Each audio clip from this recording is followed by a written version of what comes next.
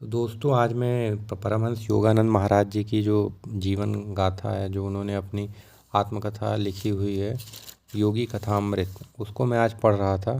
तो उसमें एक लाहिड़ी महाशय जी का जो जिक्र है, ये बहुत बड़े संत हुआ करते थे। तो ये जो हैं योगानंद महाराज के गुरु थे। तो इसमें जो योगानंद महाराज से तो योगानंद महाराज के पिता से जो इनकी लाहिड़ी महाशय की जिन्होंने मुलाकात करवाए थे, वो अविनाश बाबू नाम के शख्स थे।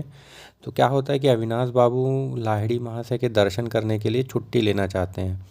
योगानंद महाराज के पिताजी रेलवे में कर्मचारी थे और उन्हीं के अंडर में ये अविनाश बाबू कार्य करते थे। तो ये जब छुट्टी के लिए गए उनके पास, तो उन्होंने मना कर दिया। फिर शाम को ऐसे ही दोनों साथ में टहल रहे थे, तो टहलते टहलते अविनाश बाबू दुखी थे थोड़ा, तो साथ में टहल रहे थे योगानंद महाराज के पिताजी। तो टहलते टहलते उन्होंने उसको कहा कि तुम क्या इन सब चीज़ों के पड़े हो, धार्मिक कट्टरवादी बनना चाहते हो क्या? जीवन में आगे बढ़ो, अपने जीवन को बेहतर बनाने के लिए कुछ करो, अपने काम पर ध्यान दो। यही सब बता रहे थे। तो उस समय जो अविनाश बाबू हैं, उनका मन इन सब बातों में नहीं लग रहा था। वो मन ही मन सोच रहे थे कि मतलब मुझे आपके दर्शन करने, लाहिड़ी महाशय मुझे आपके दर्शन करने, अपने गुरु, उनके गुरु थे, तो उन्हीं के बारे में वो सोच रहे थे। तो चलते चलते वो लोग, क्या होता है, एक सुनसान मैदान के किनारे पहुंच जाते हैं। और अभी वो अविनाश बाबू मन ही मन सोच रहे हैं कि मैं आपके दर्शन के बिना नहीं रह सकता, मैं नहीं जी पाऊंगा, मुझे आपके दर्शन करने हैं। तो जैसे ही पहुँचे तो अचानक क्या हुआ कि शाम का वक्त था। तो अचानक से वहाँ पे एक जो आवाज़ गूंजी कि भगवती तुम अपने कर्मचारी के प्रति अत्यंत कठोर हो। तो उन्होंने आसपास देखा, तो वहीं पर जो वो थे लाहिड़ी महाशय, वो साक्षात वहाँ खड़े हुए थे। अत्यंत उनकी जो, तो वहाँ पे क्या हुआ कि वो जो महान गुरु हैं, जो लाहिड़ी महाशय जी हैं, वो प्रकट हो गए थे। और इतना कहकर वो रहस्यमय ढंग से जैसे प्रकट हुए थे, वैसे ही अंतर्ध्यान हो गए। तो अविनाश बाबू तो अपने गुरु को देखकर बिल्कुल अभिभूत हो गए और वहीं घुटने टेक कर उनका नाम पुकारने लगे, लाहिड़ी महाशय, लाहिड़ी महाशय। कुछ क्षणों के लिए जो उनके जो जब ये सब देखा, तो जो योगानंद महाराज के पिताजी, उन्होंने भी ये देखा उनको प्रकट होते और गायब होते। तो उसके बाद वो क्या हुए, बहुत प्रभावित हुए। फिर उन्होंने वो कहा कि मैं अविनाश तुमको भी छुट्टी दे रहा हूँ, और साथ ही में मैं खुद भी छुट्टी लूँगा और जाकर स्वयं उनके दर्शन करूँगा। और इसके बाद ही योगानंद महाराज के जो पिता होते हैं, वो भी उनको अपना गुरु मान लेते हैं। इसके साथ इनके एक और चमत्कार का जो है वर्णन किया गया है कि तो लगभग 8 वर्ष की आयु में जो ये योगानंद महाराज हैं, इनकी तबीयत बहुत ज़्यादा ख़राब हुई, इनको हैजा हो गया था।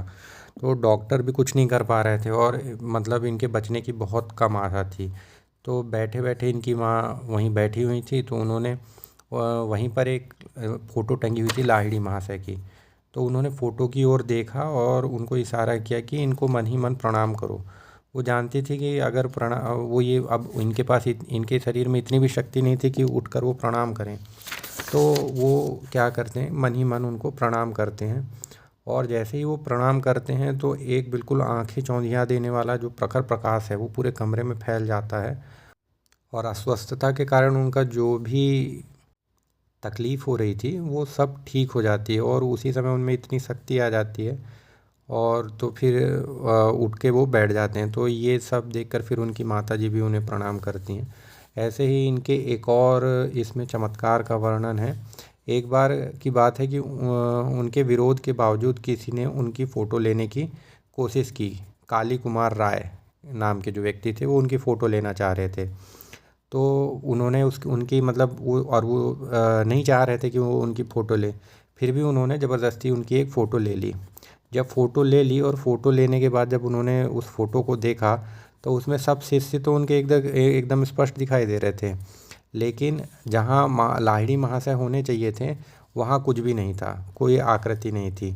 तो इस घटना को देखकर फिर इसकी खूब चर्चा भी हुई। तो इसी में एक और घटना का जिक्र है कि उनके एक और शिष्य थे, गंगाधर बाबू करके, वो बहुत ही कुशल फोटोग्राफर थे। तो जब उन्होंने ये सुना, तो अपनी डींगे मारने लगे वो कि अरे ये तो कोई नहीं, मैं अवश्य इनकी फ़ोटो खींच कर दिखाऊंगा। तो प्रातःकाल जब गुरुदेव लकड़ी की बेंच पर पद्मासन में बैठे हुए थे, उनके पीछे एक कपड़े का पर्दा लगा दिया गया था। तो गंगाधर बाबू ने क्या किया कि अपना सब सामान वामान लेकर आए, और तो अपनी बात साबित करने के लिए उन्होंने पूरी उनकी 12 फ़ोटोएँ खींची लगातार। 12 फ़ोटो खींचने के बाद जब उन्होंने उन फ़ोटोज़ को देखा तो उनका भी घमंड जो है वो चूर चूर हो गया, क्योंकि उसमें 12 की 12 फ़ोटो में लाहिड़ी महाशय कहीं भी नहीं थे। उस पर्दे की फ़ोटो थी जो पहले से लगा हुआ था। इसके बाद किसी ने उनसे पूछा कि आप फ़ोटो में क्यों नहीं आते हैं? तो फिर उन्होंने कहा कि तो लाहिड़ी महाशय ने कहा कि मैं ब्रह्म हूँ, क्या तुम्हारा कैमरा सर्वव्यापी अगोचर का चित्र खींच सकता है? फिर इसके बाद गंगाधर बाबू ने जब फ़ोटो नहीं खींच पाए तो फिर उन्होंने क्षमा मांगी और कहा कि फिर भी मैं आपकी एक फ़ोटो खींचना चाहता हूँ। मैं एक फ़ोटो मतलब अपनी आपकी खींच कर अपने पास रखना चाहता हूँ। तो फिर लाहिड़ी महाशय उनसे कहते हैं, ठीक है फिर कल सुबह तुम आओ, मैं कैमरे के सामने बैठकर फ़ोटो को खिंचवा लूँगा। तो फिर उन्होंने फ़ोटोग्राफ़र सुबह ऐसे ही किया। फिर इसके बाद वो उनकी एक फ़ोटो खींच पाए थे। ये वही फ़ोटो थी जो कि योगानंद महाराज जी के कमरे में लगी हुई थी जब उनकी तबीयत गड़बड़ थी। तो ये इनके चमत्कारों के कुछ किस्से थे। आपको ये सब सुनकर कैसा लगा? हमें अपनी राय कमेंट बॉक्स में कमेंट करके ज़रूर बताएं और चैनल को लाइक शेयर और सब्सक्राइब ज़रूर कर दें। Thank you.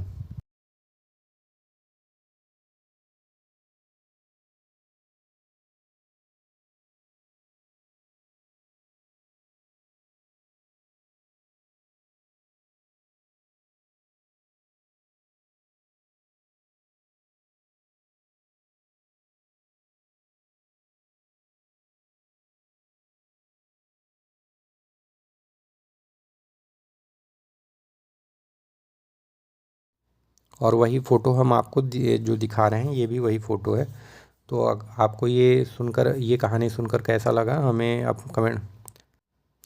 तो आपको लाहिड़ी महाशय के बारे में और उनके चमत्कारों के बारे में सुनकर कैसे लगा हमें कमेंट बॉक्स में कमेंट करके ज़रूर बताएं। चैनल को लाइक शेयर और सब्सक्राइब ज़रूर कर दें।